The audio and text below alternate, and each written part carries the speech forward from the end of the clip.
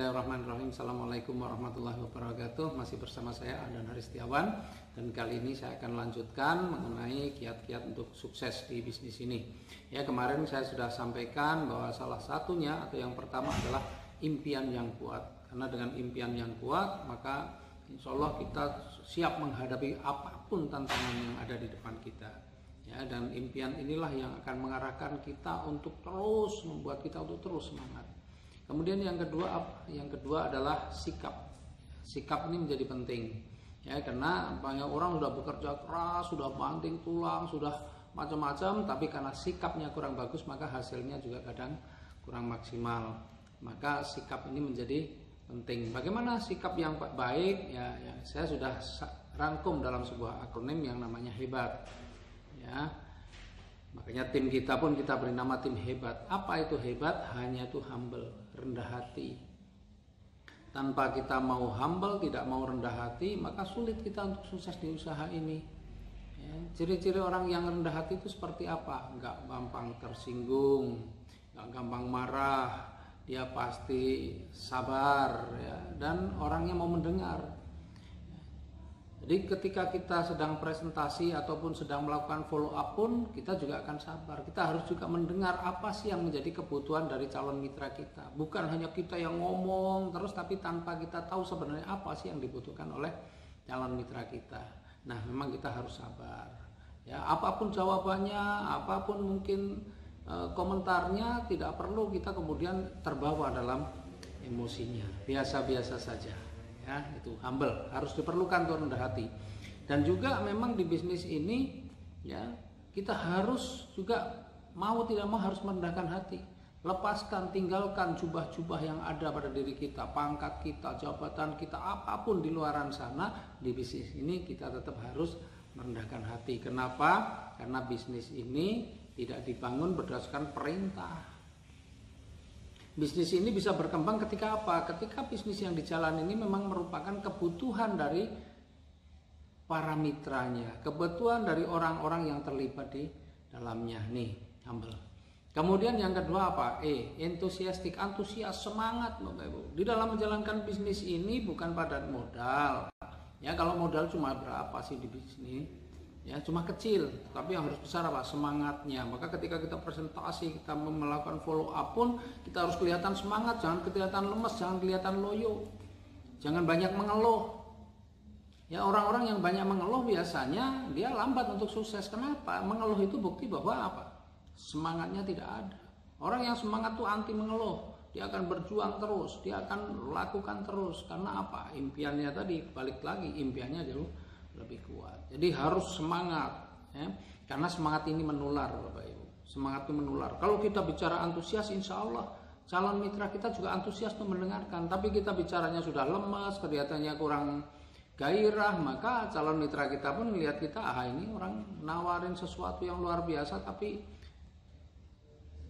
gairahnya, semangatnya aja nggak kelihatan, bagaimana? Ya, jadi kita harus bergairah, bersemangat, dan semangat itu harus kita jaga terus. Ya, semangat memang kadang keluar masuk, bahkan naik turun juga. Tapi inilah tantangan kita, bahwa semangat ini kita harus jaga terus. Jangan kelihatan kita loyo, apalagi di hadapan mitra kita atau calon mitra kita. Waduh, jangan. Kemudian B-nya apa? Brotherhood, persaudaraan. Ya, ketika kita juga sedang memprospek, jangan hanya mau kita saja, tapi cobalah sentuh itu. Komunikasi kita ini menjadi komunikasi persaudaraan. Jadi kalau dia sudah kena hatinya, gitu ya, merasa bahwa yang dihadapi itu bukan orang yang semata-mata seolah-olah kelihatan hanya mengambil sesuatu dari kita, tetapi juga karena perhatiannya dengan kita, karena care-nya kita dengan calon mitra kita, dan dia rasakan itu, insya Allah kemudian akan terbuka hatinya. Tapi kalau kita langsung ngotot, kapan closingnya? Wah, dikejar-kejar, yang dikejar cuma closingnya saja, tanpa memperhatikan apa yang dia perlukan juga sulit. Ya, jadi bangun hubungan persaudaraan, apalagi ketika sudah bermitra. Hubungan persaudaraan ini akan menjadi kekuatan yang luar biasa. Ya, kekuatan yang luar biasa. Maka bisnis ini bukan hanya dibangun semata-mata dalam tanda petik urusan bisnis. Kalau bisa tingkatkan hubungan bisnis ini juga meningkat menjadi hubungan saudara. Kita care dengan mitra-mitra kita care dengan leader-leader kita care dengan siapapun yang terlibat dalam bisnis ini, insya Allah kalau hubungan itu sudah menjadi hubungan saudara, maka sulit kemudian untuk ditaati oleh orang lain. Ya, itu B. Kemudian A yang keempat yaitu A hebat, A aktif.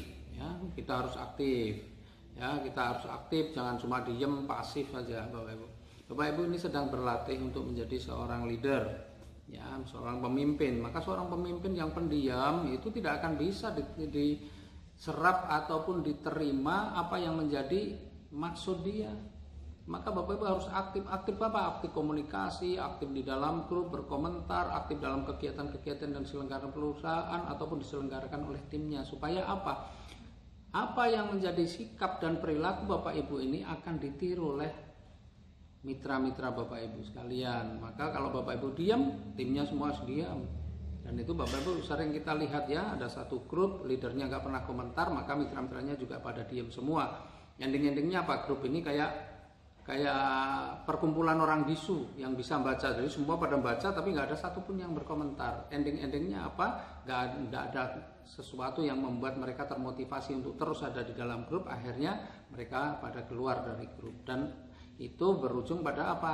Berujung pada perkembangan tim kita yang tidak bertambah atau berujung pada tim kita yang tidak berkembang.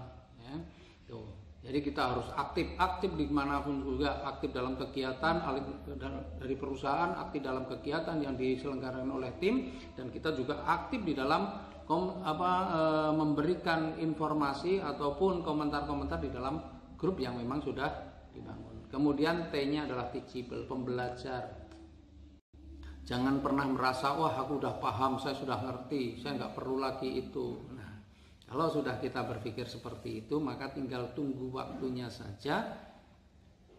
Kita akan apa? Kita akan ditinggalkan oleh yang lain. Kenapa? Karena ilmu kita nggak bertumbuh. Ya, yang namanya pengetahuan, yang namanya ilmu itu bertumbuh. Era ini berubah terus. Kalau kita tidak kemudian menjadi seorang pembelajar, orang yang senang belajar, yang mau menambah ilmu, maka lama-lama ilmu kita juga akan tertinggal. Maka kita harus orang-orang yang teachable. Dan memang untuk teachable, orang yang mau pembelajar ini orang-orang yang mau merendahkan hatinya, memang mau humble, mau rendah hati. Ciri-ciri orang yang rendah hati itu adalah orang yang pembelajar. Ya, ciri-ciri orang yang rendah hati itu adalah orang yang pembelajar. Jadi kalau orang-orang yang tidak mau belajar, orang yang sombong, orang yang merasa sudah tahu segalanya, pasti tidak mau. Pasti bukan orang yang teachable, bukan orang yang pembelajar. Ya. Nah itu jadi tidak hanya impiannya yang kuat, tetapi sikap pun juga akan sangat berpengaruh terhadap kesuksesan di dalam bisnis kita. Mudah-mudahan ini juga bermanfaat, dan teman-teman yang saat ini sudah bermitra, sudah bergabung dalam bisnis ini, ayo perbaiki sikap kita supaya apa? Sukses itu menjadi lebih mudah dan lebih cepat kita capai. Salam sinergi, go berkah, no riba. Assalamualaikum warahmatullahi wabarakatuh.